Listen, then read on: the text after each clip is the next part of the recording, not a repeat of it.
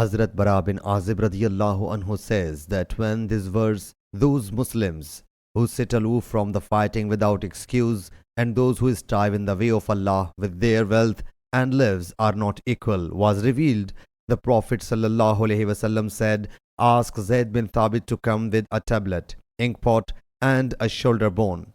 The reporter is in doubt that perhaps he sallallahu alaihi wasallam mentioned the shoulder bone first, and he sallallahu alaihi wasallam asked to write down, La yastawil qa'idun.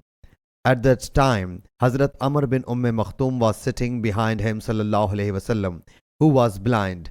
So she submitted, O Allah's Apostle sallallahu alaihi wasallam, what's about me, as I am deprived of the faculty of sight? Whereupon this verse was revealed, those Muslims who sit aloof from the fighting without excuse and those who strive in the way of Allah with their wealth and lives are not equal. Sahih Bukhari, Hadith number 4990.